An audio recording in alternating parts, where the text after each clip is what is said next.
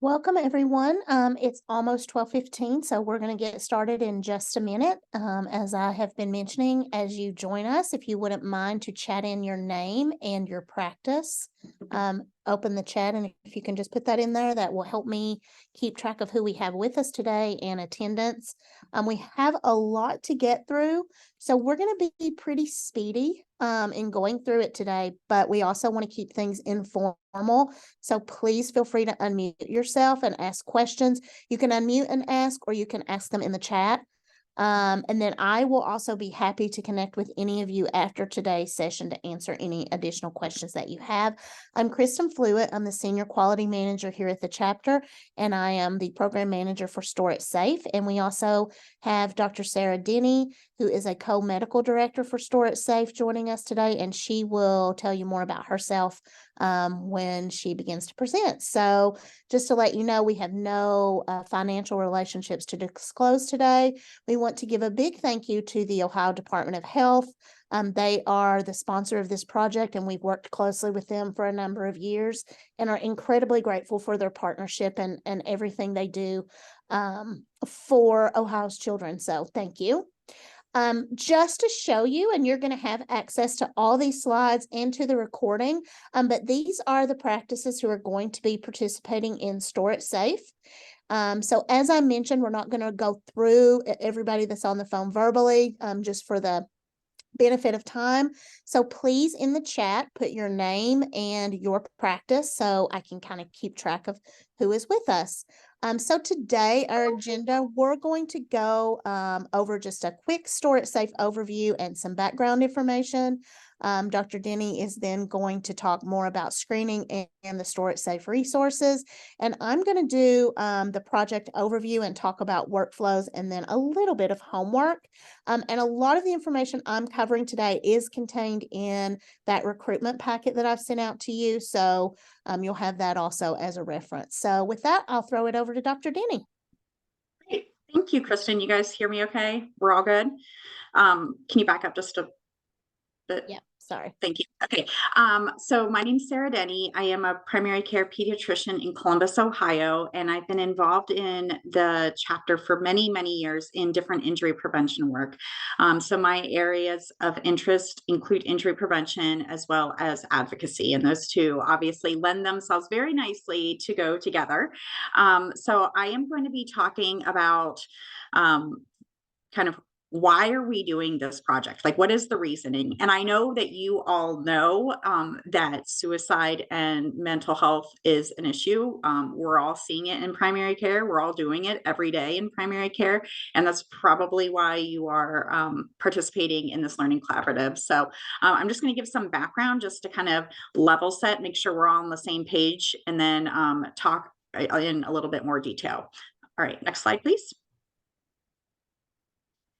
Okay, so we all see these kind of headlines all the time. And unfortunately, it's an everyday situation, whether it's kids in our practice, kids in our community, kids in our state, guns, suicide, accidental shootings, homicide. It's a huge problem. And we can play a role in the solution. Next slide, please. Okay. So, this slide is a huge, eye opener to all of us. For the longest time in pediatrics, motor vehicle crashes were the leading cause of death. And so, we talked car seats, we talked seatbelts, we talked about this all the time. And then in 2019, we saw a shift. And that shift was when firearm related injuries surpassed motor vehicle crashes as the leading cause of death in children and adolescents in the United States. We've got to be talking about this. This is really critically important. Next slide.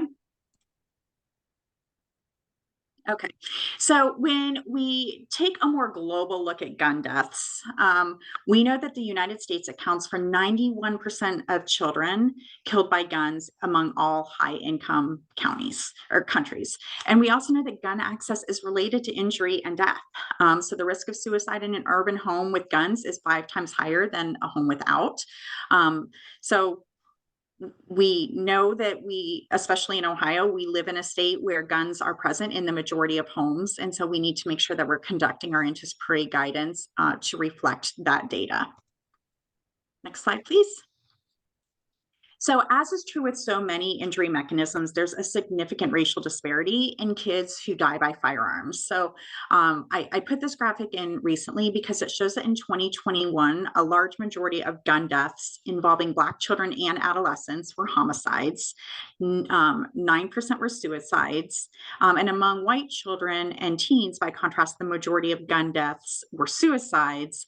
And then a much smaller proportion were homicides. Next slide. Okay, so this probably isn't a surprise to anyone. At this point in time, suicide is the second leading cause of death in kids, I shouldn't say kids, in people 10 to 25 years old in the United States, and these rates continue to rise.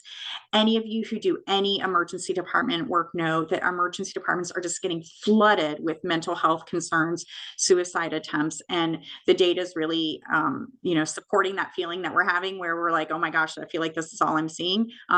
It is, we're seeing a lot of this in the emergency departments as well as in the primary care setting. Next slide. Okay, so, we know that having household gun access triples the risk of death by firearm by suicide. So of all youth who completed suicide by firearm, 82% used a gun from their own home, which is why we need to be talking about this. It's really important that we're talking about guns and gun ownership and safety when we're talking and counseling parents of teens. Next slide, please. So a study was done a few years ago where the researchers interviewed survivors of suicide attempts. And what they were asking them many questions, but the one that I really want to focus on was from the time you made the decision to take your own life to the time you attempted, how much time went by? And what they found was that 25% of the survivors made an attempt within 5 minutes of their decision to kill themselves. 50% made their attempt within 20 minutes of making the decision, and 71% made their attempt within an hour of making that decision. So we know that most attempts come within 1 hour of their decision to commit suicide, their decision to take their own life within this crisis that is occurring. Next slide. We know that hour from the time that they're in crisis and they make that decision is really critical. And so the barrier of having that gun locked up is life-saving. It buys you time. We want to get out of that hour of high crisis and past that 1 hour mark to see, to try and help get that person support. And if the person has access to lethal means, and that can mean guns, that can mean medication, anything that we know to be a lethal means, if we can keep them physically separate from that lethal means, we can save lives. And what we're talking about here is not just for kids who have a history of depression, kids who have a history of anxiety. These are discussions we need to be having with all families, right? We know teenagers, right? We know that they can get upset over seemingly small things, right? And that can spiral them into a crisis. They don't have to have a history of something. We also know they're impulsive, and they also don't always make great decisions. And so if we can provide barriers to these lethal means, we can really save some lives. And so I'm really excited that you all are participating in this collaborative, because I think that we can do some great work here. Okay, next slide. I put this in here just to really not to go in great depth about this, but really just so you know that this exists. So this is the American Academy of Pediatrics Blueprint for Youth Suicide Prevention. It is a fantastic resource. So if you or people in your practice are interested in learning more, I really highly recommend this. I pulled out a couple key points that I just really wanted to emphasize. in the blueprint, it specifically says health clinicians are well positioned to identify and support youth at risk for suicide in any type of clinical setting. So that can mean emergency department, that can mean family practice, that can mean primary care, that can mean sports medicine, right? It doesn't matter. We are in a position where we can identify these kids and we can provide support for these. And so how do we do that? One is universal screening. Awesome. We're going to work with you and get universal screening into your practices if you're not already doing it. Standardized clinical pathways. This is really helpful when you are implementing a universal screening to have some standardized clinical pathways, because you're going to get some screening results back that then you have to decide what to do with. And then lastly, leveraging the strengths of all members of the care team. I think sometimes as providers, we're like, oh my gosh, you know what, I have so much to cover in this visit. And then I start screening, and then, you know, I start getting these PHQ numbers back that, like, with depression, and I don't know what to do. Use people on your care team. It doesn't have to be you doing all the things, right? Use your social worker. If you have an integrated psychologist, use that person. Use other people on your team to help with this work. And I highly, highly recommend, as you guys have probably all done some sort of QI program in the past, is make this a team thing and really get team buy-in, and you will have tremendous success. Next slide, please. This is also from that blueprint, and this is really just, again, how important it is that we're asking these questions. When we look at healthcare contacts before suicide, and this is again from that blueprint, 80% of adolescents visited a healthcare provider within the year prior to their suicide death. 49%, or half, had visited an emergency department within the year before their death. 40% had had contact with a healthcare system within 4 weeks of their death. And then when we look at a little bit of an older age group, 15 and older, about 35% had had a contact with a healthcare provider in the week before their death. So we're coming in contact with these people. It's just a matter of identifying them or not. Next slide, please. Okay, one thing that Kristen and I hear a lot about when we're talking about this program and we're talking about recruiting is, well, I already do depression screening. That's awesome. Like, that is a great first step. But what we know from the data is if you're just doing depression screening, you're missing suicidal patients. So not everyone who's suicidal is depressed. And in the blueprint for suicide prevention, they quote the data that if you're just doing a depression screening, you're missing about 36% of patients who screen positive for a suicide risk. So doing them both is really the key to making sure that we're not missing anybody. Next slide, please. This is just a tiny bit about Store It Safe. I'm just going to say like 2 words about it. This is a collaboration that crosses many, many, many different organizations: law enforcement, Buckeye Firearms, concealed carry instructors, military. Like, we have brought so many people to the table who are invested in this work and have been invested in this work since 2015 when we started these conversations, and continue to be great partners. So the materials that we're sharing with you, they have been vetted by Buckeye Firearms. They've been vetted by our partners. We've chosen every word so carefully to try to make this not divisive, to make this purely about safety of kids. And it's been a really exciting partnership. It continues to grow and evolve. And I certainly could talk for an hour just about the history of Store It Safe, but that is not what we're here to talk about today. So I will move on to go into a little bit more depth. Next slide, please, on screening, as well as can you go back one? Screening, as well as the resources that we'll be providing for you and that are available. And I know this is a lot of information coming at you all at once. Kristen's going to send out the link to our website. It has everything on there. It has stuff you can use for social media. It has, all of the resources that you can hand out to families or to your partners. There's just a whole ton of information on the website. So I really encourage you to spend a little bit of time exploring that. Next slide, please. Okay, so when we're talking about suicide screening, one of the big questions is like, what age group do I start? The recommendations are 12 and up should get universally screened. Kids 8 to 11, screening when clinically indicated, and kids under 8, it is not indicated. But obviously, if there's suicidal thoughts or behaviors, then exploring that further, but like asking the questions as opposed to using a screening tool. Next slide. So this is really helpful. This is again out of the blueprint. The brief screen is very brief, right? It's 20 seconds. No adding, I know like as a primary care provider, when you're hearing me say like, do this other screen, you're all sort of internally like cringing. It's so short and it doesn't add any time at all. It's 20 seconds. So, the one I use in my practice and the one that I'm going to use as an example is the ASQ, the Ask Suicide Questions, is what that stands for. It's 4 or 5 questions, depending on how they answer it. It's super quick. Then if that screen is positive, then you go into your brief suicide safety assessment. So this would be like a Columbia. And this is not something that I do. I have my social worker do it. I don't have time to go in and do a 10-minute safety assessment. I have someone else do that for me.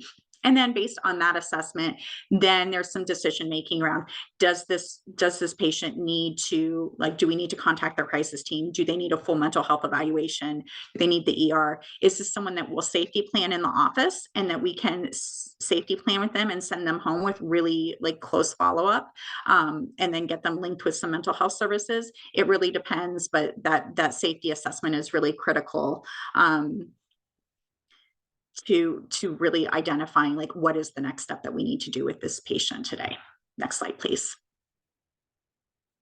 Okay, so we as part of this learning collaborative are not going to say like you have to use this tool or that tool. We do suggest using a recommended screening tool for youth. So if you're using the PHQ-9, you're using the PHQ-8. If you're already doing one of these in practice, you do not need to change it to something. But we do want you using a recommended screening tool. And then like I said, we use the Ask in my practice for the suicide screening. Next slide. I used to be really anxious about safety planning. And as I said, usually I have someone in my office who can safety plan. But this is the safety plan we use. This is a free safety plan that's available. So really anyone can, walk through this with a family, identifying like some things that specific for the youth, who are the people they can contact, what makes them feel better. And then obviously you need to get both the youth and the family to agree to the safety plan before you can safely send them home. Next slide.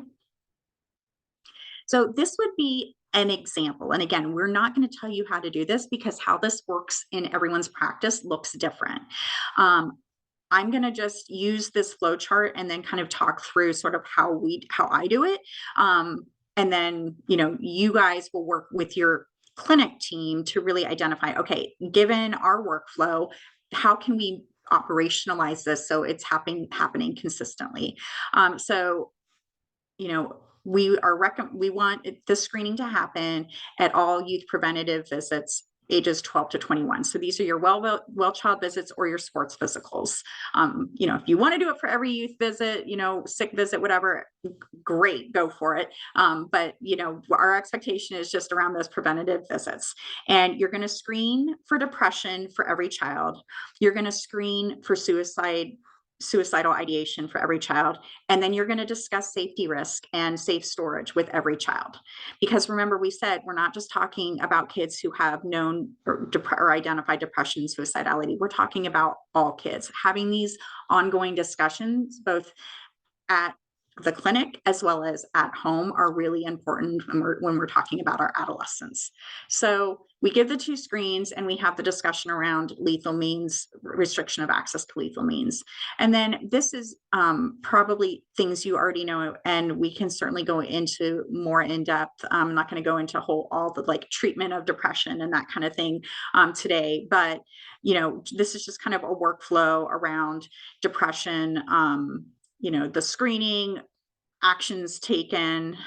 There's a lot of resources listed here. There's QR codes to the Ask Toolkit, which is a great resource. I can't emphasize that enough, as well as a QR link to the safety plan. And then you also have your suicidality screening. So, if yes to any questions 1 through 4, but no to question 5, that would be a non-acute positive. And so then you would evaluate further with your Columbia or whatever your safety assessment is.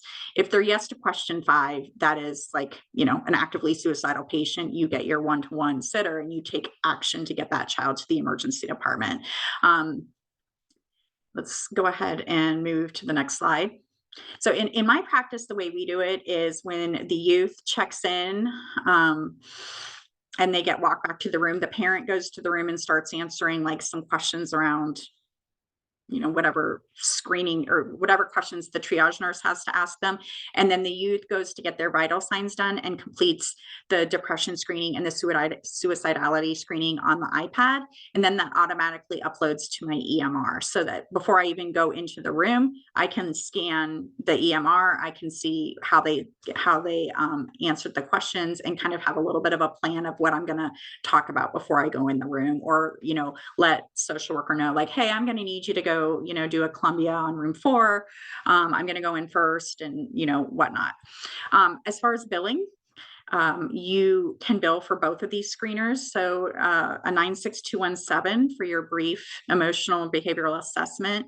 And then depending on your payers, I use a 59 modifier on the second screener.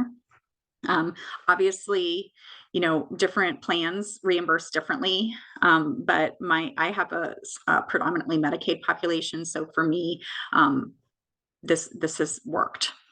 Next slide.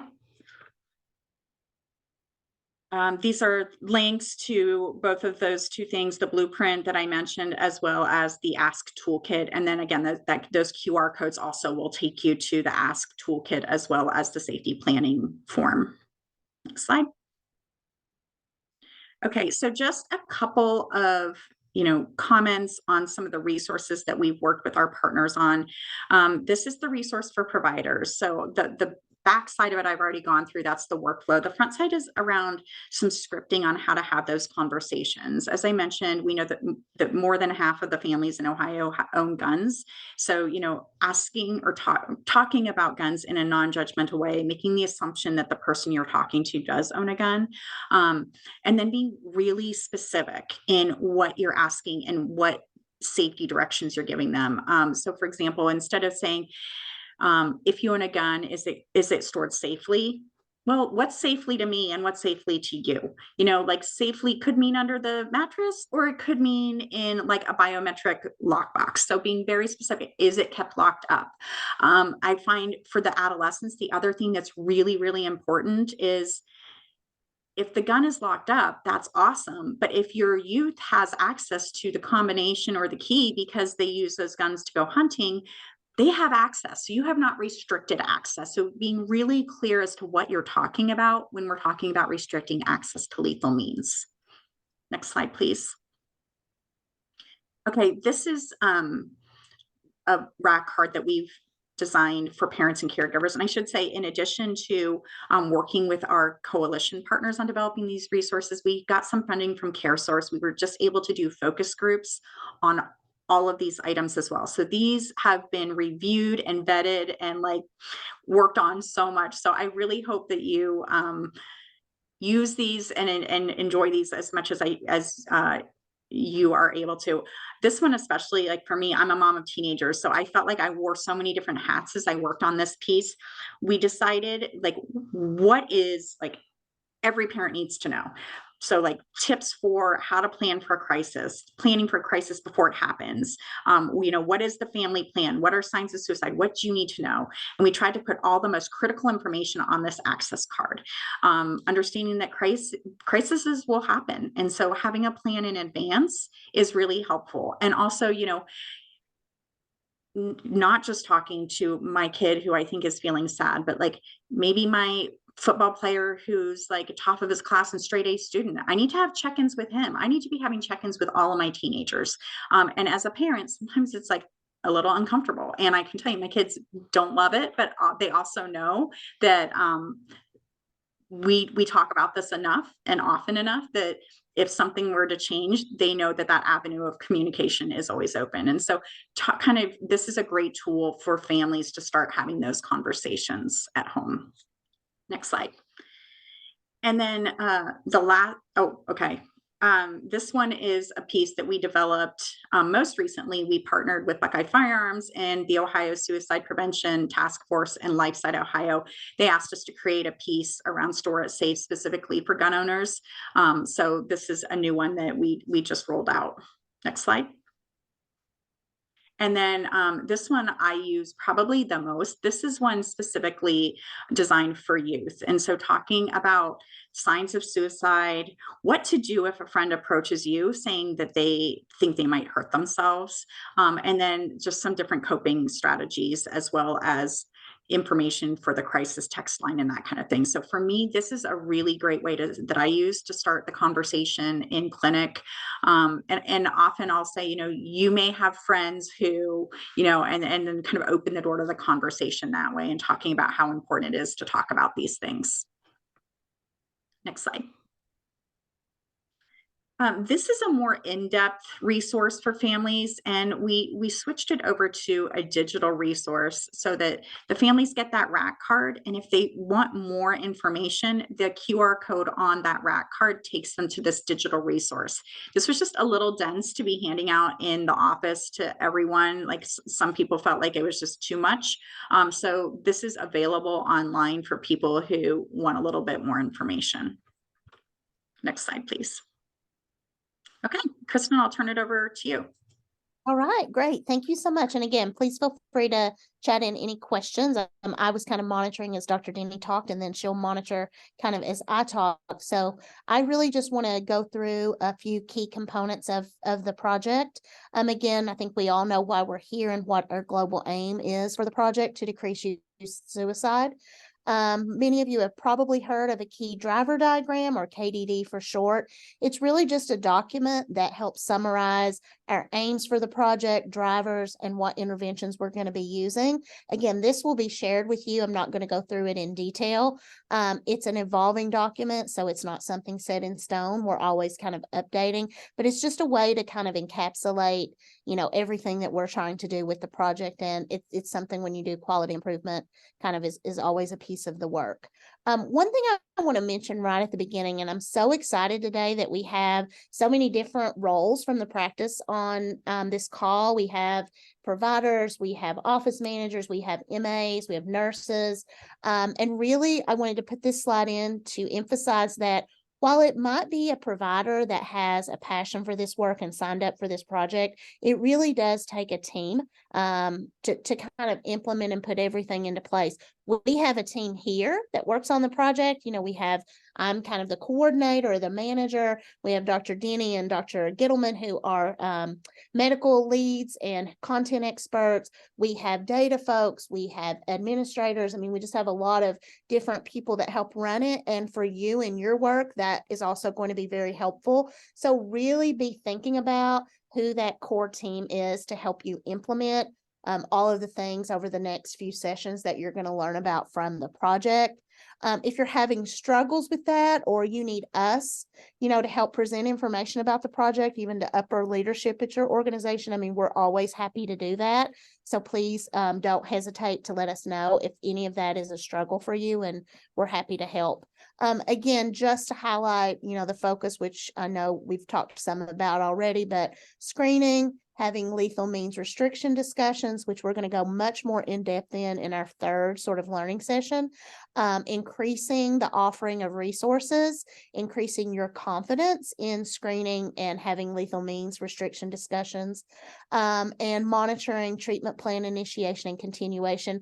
And then one of the new pieces that we have for this wave of the project is really after the appointment, looking at sort of what parents and caregivers report about the lethal means counseling and the resources. And we'll talk more about that later. So I wanted to give you just kind of a look at the timeline.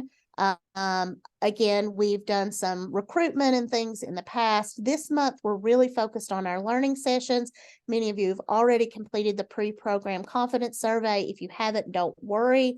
I'll include that link in the follow-up email. We have a pre-work survey that gives us just some basic information about all of your practices. That's often best to be completed sort of in conjunction with the provider and the office manager. If you have any trouble completing that or any questions, don't hesitate to ask. Again, I'll include that link. And then we're going to be distributing all of your resources, your iPads that you're going to use for data entry, which we're going to talk a lot more about in the next session. December, that is really the first month that we're going to expect to be seeing data entered. So that's when we're going to have that final learning session. You're going to be submitting workflows, which you'll do just one of those. Not every provider has to do that, but it's really just for your practice. And then we're going to be collecting and having you enter your baseline data in January. Again, that data collection and reporting will continue. We'll have an action period call. I'll talk a little bit more about that. And we'll have your first PDSA. And you're going to have a summary document of all this information. So February, again, data is going to continue. The months that we don't have action period calls, which are those calls where we all join together, where we look at aggregate data and then have an educational topic, I'll be doing sort of one-on-one calls with you, and I'm always available to do those if you're struggling with things or have questions. And also, it doesn't always have to be a call. It can be email questions, text messages. However, I'm here to kind of help, with anything that comes up as you do the project. We're going to collect a mid-program confidence survey at that time. Again, it's that really quick that many of you have already done. March, kind of very similar, and we'll get your second PDSA done during that month. April, again, will be data reporting, a coaching call, and we will complete a sustainability plan, which is really to just look at, you've made a lot of changes and a lot of things have happened.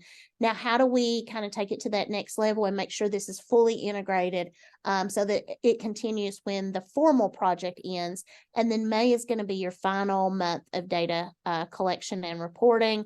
We'll have a final call. We'll do a quick exit interview because we always just learn a ton from you about how to make the project better for the next wave. And we'll do that final sort of confidence survey and see how things have changed. For the education, like I've mentioned, you're in the first session. And it's great to see so many roles in the practices represented. Your second session, you will be getting a calendar invite for this. This will be focused solely on data. So we'll talk about data, how you're going to enter it, just any and all things about data. And that is a really good one to make sure your project lead provider is on, an office manager, or a lead data staff. So if there's someone on your staff that you are going to be part of that team and they're really going to be responsible for making sure all the data gets done, that'd be a great call for them to attend. All of these, like I said, will be recorded. But one thing to keep in mind, a lot of information and education is going to get shared. And think about how you're going to get that information to everybody else that needs to hear it. Are they going to watch the recordings? Is it better if they come to these? Do you review some of this at team meetings? So kind of be thinking about that as we're sort of launching things. And then that third session, which is on December 7th, is where we really focus in on the lethal means restriction discussion. How to have it, practice doing it. We're going to have avatars that are going to give you some answers you maybe don't want to hear, and you're going to have to figure out what to say to them. It's a really great way to kind of learn how to have some uncomfortable sort of talks or talks that sometimes you have and you don't necessarily get a response back from a family that's just quick and easy. So that's going to be a really great session. That one we are having from 12 to 1 just because we do need time. So if you're able to have any flexibility with scheduling so that you make sure you can start at 12, that would be great. But like I said, we will record it. So if you miss any pieces of that, you'll have it. As I mentioned with the action period calls, those are calls that we'll have sort of every other month where all the practices participate. We'll review aggregate data and we will have some related education. Those are typically 45 minutes to an hour. And then again, your core team should really try to attend those. We know it's hard to get everybody, So, have a couple people and then just have others review the recording if you can't get kind of everybody there. Coaching calls, as I mentioned, those will be held individually with each clinic. We'd like you to have at least 2 of those over the course of the project. Again, I hold those at times that are convenient for you, usually like a 30-minute call. I can also come to your practice if I need to, or if you're struggling with something. And again, these don't have to be really scheduled. They can be ad hoc or when you really kind of are having questions or needing them. PDSAs, if you've never done those, no worries. We will help you through that. We're only going to be submitting 2 for this project. And you will have the templates and we'll talk about, what, how to write that up and what to do. So the first one of those will be due in January and then the end of February. And this is just a screenshot to show you, you're going to have in your follow-up email, this task list that gives you due dates and everything that you'll kind of be able to keep track of and check of. And like I said, I'm always available to help you if there's any challenges that come up with anything.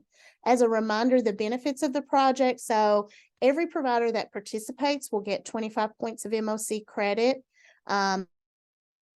There's a $500 clinic stipend that you can use at the end of the project for additional resources, lock boxes, giving folks bonuses who, do special things however you want to use it.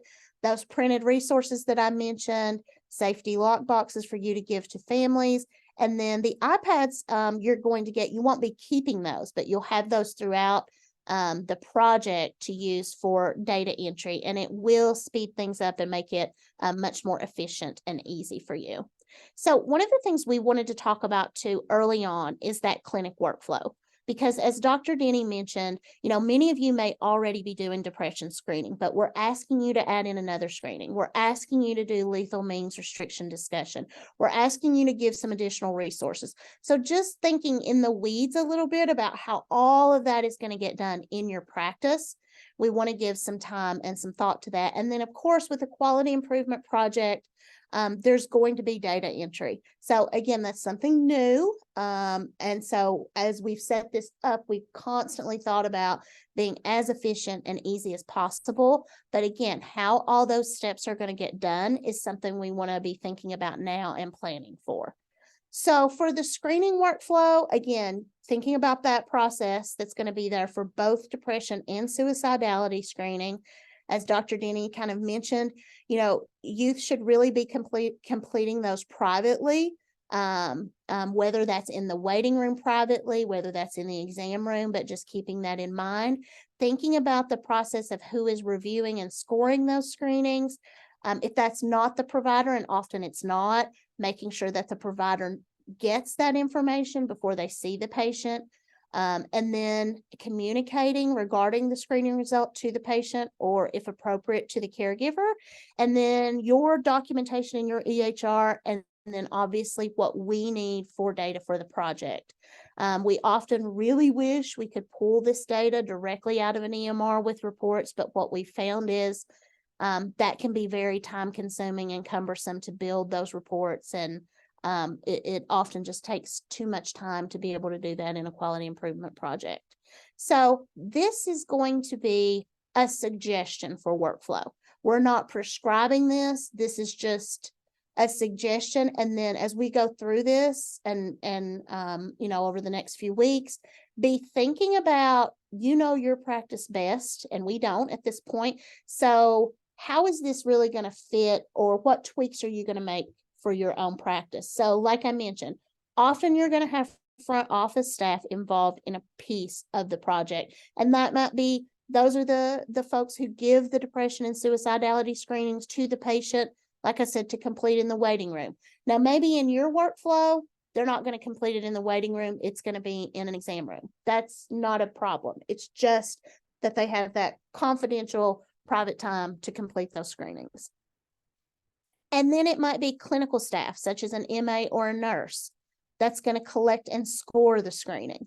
So that's going to, be the person that gets the screening back from the patient, scores it. Then they're going to maybe document the screening result in your chart in some way. And when I say it's really not documenting it for our benefit. It's really that data entry piece on the iPad that we're going to be providing you for this project. And it's not a lot of information. It's very quick, but it's a way to let us know what happened in that appointment. And then the provider, that is likely going to be an MD or DO or a nurse practitioner. They will need to review those screening results somehow. They're going to need to communicate the screening results. They're going to need to develop a treatment plan potentially, or a referral as needed. And then they're going to need to do their own documentation in your EHR, and then a bit of brief data entry for this project on the iPad. So with the lethal means restriction discussion, I did want to touch on that today, that workflow and the resource workflow. But like I said, we're going to go into much more detail about how to do lethal means restriction discussions at another time. One thing that I really want to stress, lethal means restriction discussions should be happening regardless of the screening results. So as the screenings are happening, the lethal means restriction discussion also happens across the board at all those preventative visits. It's not just done with someone who has a certain screening result. It's anticipatory guidance, it's prevention, it's educating every parent and every child that's coming for those appointments about not having lethal means accessible to youth.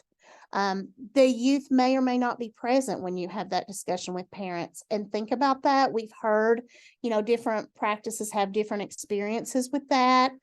Sometimes a parent is reluctant to talk about a situation in front if the child is there. So again, thinking about kind of how that works in your practice right now and what may be best. We recommend that you always offer a lockbox. So you're going to have them. You don't have to ask a lot of questions to offer one. You can just say, hey, we know that there's a lot of times there's unsafe things around, and we've got these great boxes that you may need, or grandparents may need, and it's free to you, no strings attached. Offer it, and give it to anyone who will take one, really. And then the printed resources also given regardless of the screening results. So you're giving those to everyone, as Dr. Denny talked about. And then we'll talk a little bit about kind of documentation. I've said it many times, but I just want to keep reminding that again, the lethal means restriction discussion and the resources are always given. It doesn't matter what the screening results were. And then for lethal means restriction discussion, we do visualize that is a provider, an MD, a DO, or an NP doing that at those preventative visits. You have that lethal means restriction discussion with the parent or caregiver. You give the crisis rack card and the firearm owner resource to the parent caregiver. You give the youth the rack card.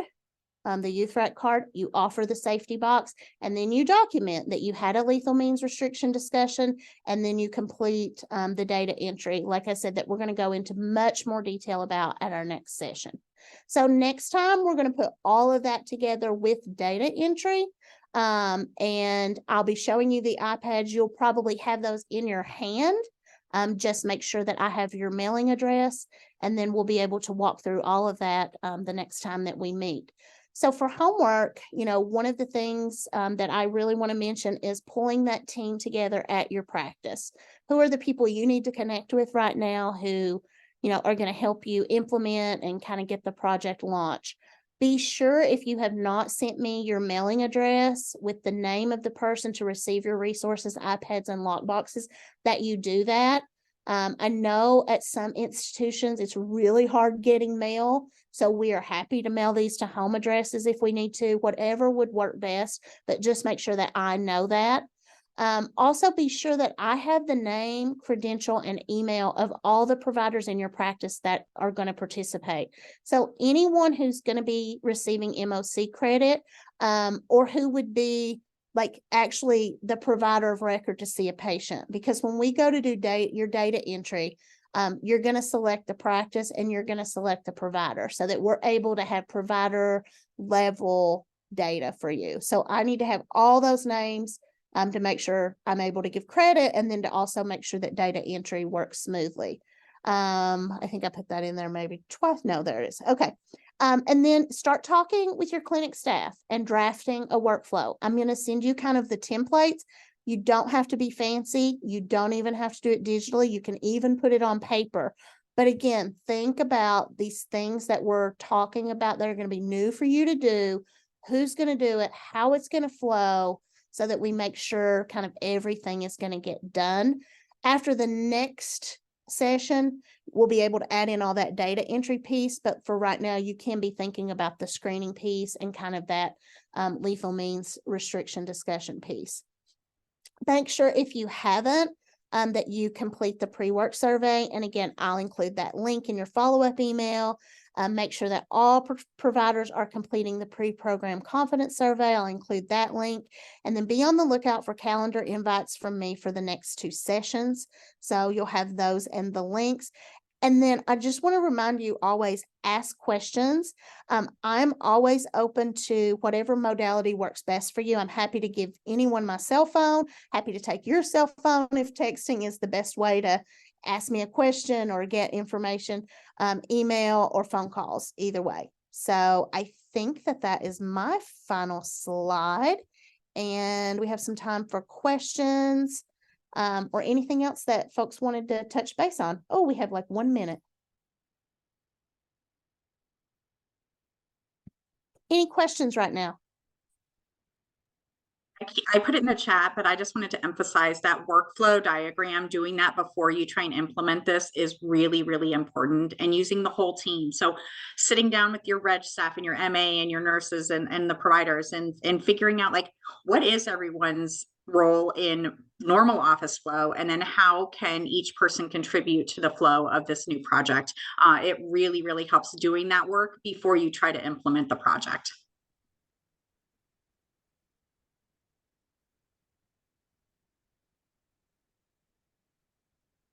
All right, guys, please do not hesitate to send me questions now that we've kind of bombarded you with a ton of information.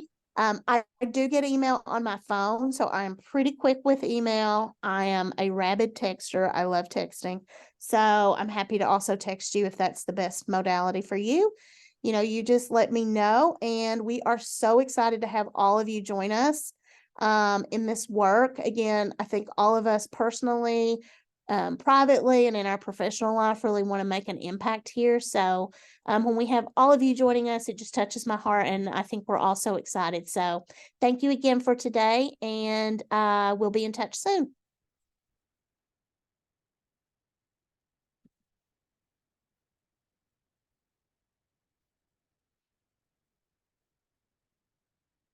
Bye, everybody. Have a great rest of your day.